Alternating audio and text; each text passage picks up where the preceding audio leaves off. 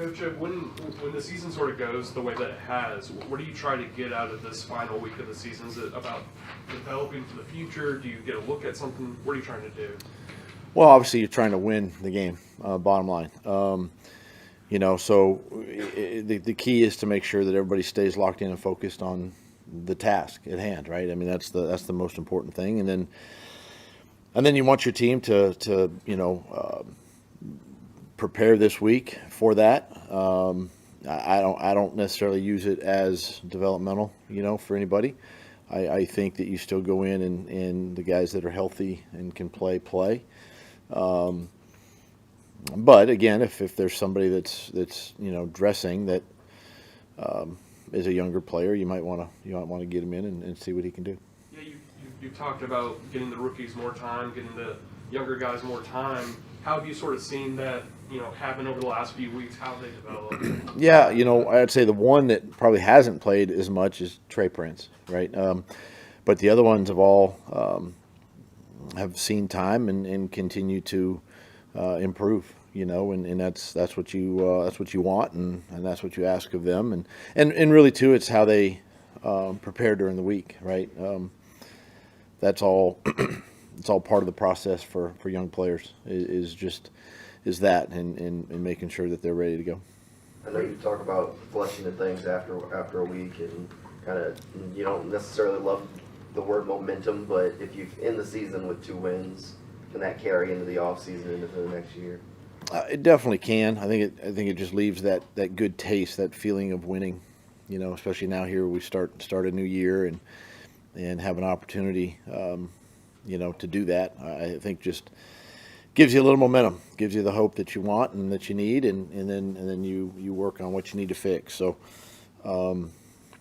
if we can do that, and plus we finished 4-2 in the division, if that's the case, But playing a good football team,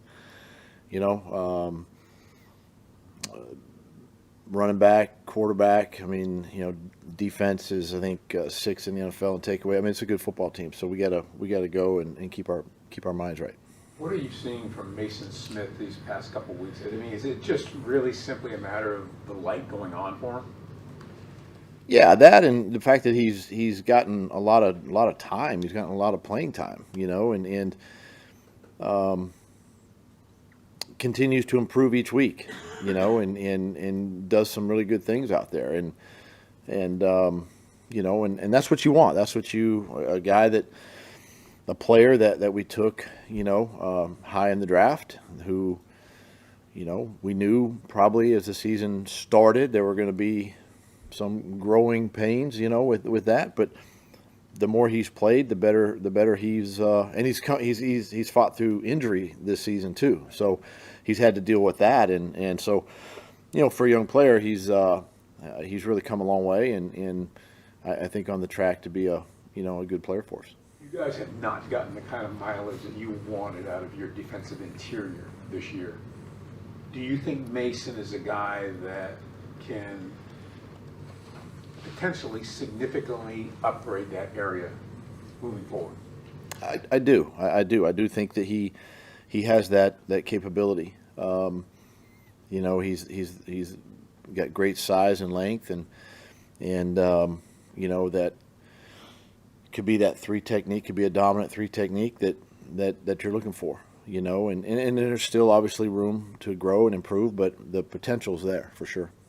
Doug, two-parter a little bit on Mac. First, how has he done, do you think, in the backup role of being able to come in, the amount of games that he's played, give you guys a chance, and is that what you want in the NFL out of your backup quarterback? You do.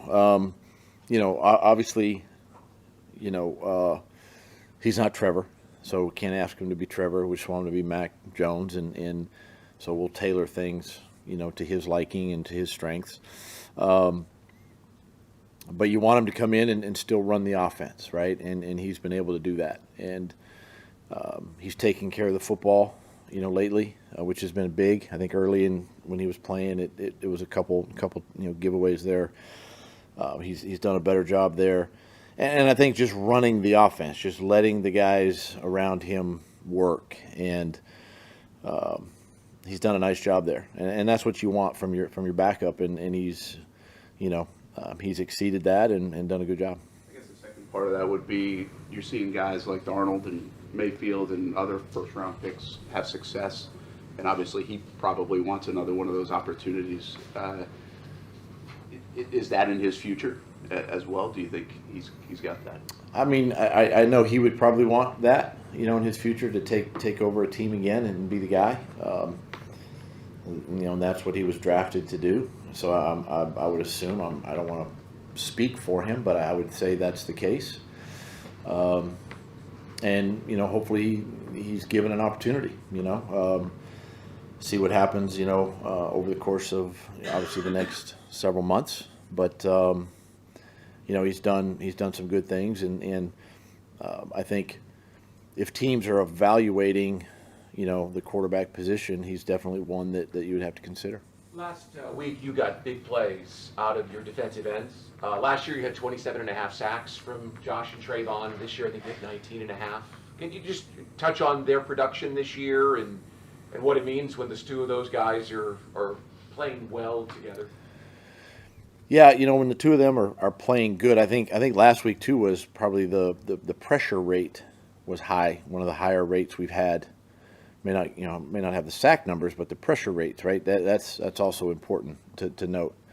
But when those two guys are playing and playing at a high level, it makes it hard on quarterbacks. It makes it hard on offensive linemen, tackles, and this year coming in, kind of learning a new scheme, some new technique things, takes a little time.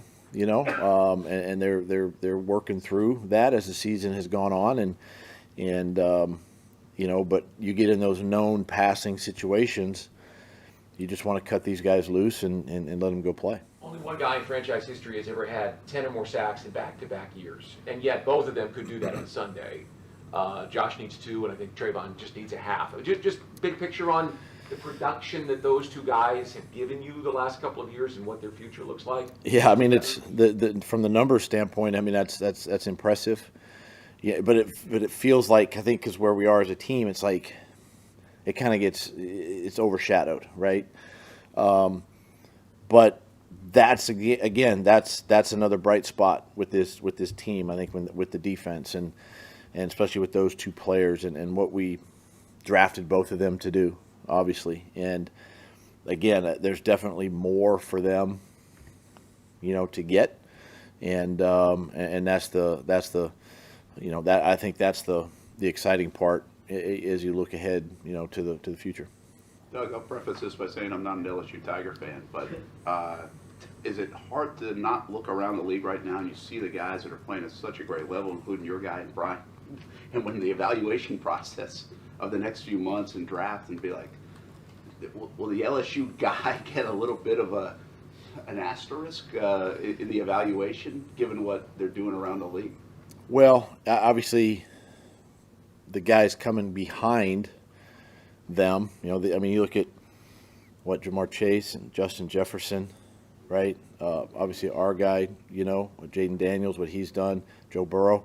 I mean, you look at that group, 6 guys or so right there, that's pretty impressive, and you look at our guy, BT, and I think he's second in the AFC behind Jamar Chase, right, in yards and touchdowns, and it's a pretty good separation between he and, for touchdowns anyway, on, for third place. And so as you're looking, it's kind of like there for a while it was Alabama. Alabama was sending receivers, to the NFL, and then now it seems like LSU, it kind of switches a little bit, but yeah, you're going to take a look. You're going to see what's been working, for them, and obviously can it translate to the NFL, which obviously, it has and will.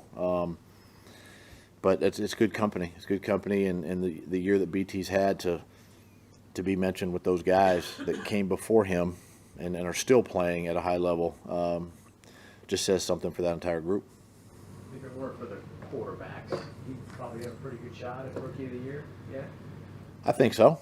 I think he's, would definitely be in that conversation. The quarterback position obviously gets the most looks, but and Jaden's played well. I mean, he's played. He's led the Commanders to where they are, and obviously continuing to play. So,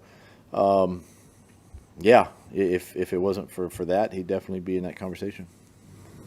How do you look at his ceiling, Brian? I mean, because it's hard to poke too many holes in this season that he's at least outside looking in.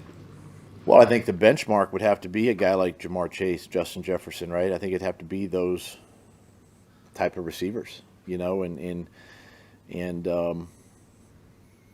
you know, obviously his rookie numbers this year, we talked about Randy Moss, who's a Hall of Fame wide receiver, you know, and not putting BT in the Hall of Fame yet, but he's got at least a start.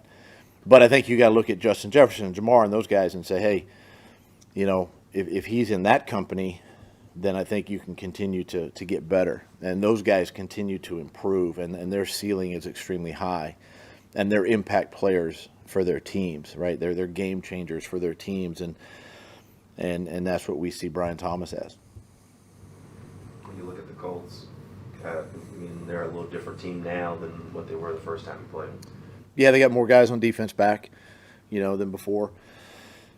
Obviously, Jonathan Taylor, we know what he can do, and 2 weeks ago he was 218 yards and about 120-plus yards this past weekend. I mean, he's just a solid running back. You know, Anthony Richardson, again, you know, he's rushed for 500 yards, you know, this season. You know, a lot of it's scrambles, but some of it's been designed runs. And, you know, so offensively they've changed dynamic, you know, a little bit, you know, in that regard. Defensively, these guys, you know, it's another good defensive front, you know, with 90 and 99 coming off the ball. They're two really good D tackles in this league that you know, present problems, and you know, our hands are full there. They're two linebackers, you know, Zaire and EJ. I mean, these guys can run. They're sideline to sideline. They're downhill. They're fast. It's hard to get to them on combo blocks. You got to be prepared for that. You know, and then, you know, Kenny Moore, a solid corner, nickel. I mean, he's crafty. He's a good tackler in space, good blitzer. This is a solid football team, you know, and it's a test for us where we are in our season. Obviously, you know, I'm sure they're disappointed, you know, as well. But there's a lot riding on games like this. You talk a lot. I mean, coaches talk a lot about playing complementary football. How tough has it been that your offense has not been given the ball on the opponent's side of the field, only twice off turnovers the entire season? Now, you know, I mean, every once in a while, you'd like to be able to start a drive at the opponent's, you know, 42 or 30 or something like that. Well, I mean, it was evident, right? I mean, Sunday we get the takeaway, offense goes and scores. I mean, it just adds, it just helps. I mean, that's probably the one thing when you look at this season too that we haven't done a great job of is that complementary piece. Offense has had to go the long way. The defense hasn't been able to get off the field. You know, and it's just makes it harder, you know. So yeah, I mean, anytime you can create the takeaway, you know, give your offense another possession, especially in a shorter field, at least 3 points, especially with the way our kickers kick this year. I think it's big, and you know, all things that, I mean, yeah, you can sit there and look at it all day, but until it happens, right? It makes it hard. Well, the 5 total times you got it, four touchdowns, 1 field goal.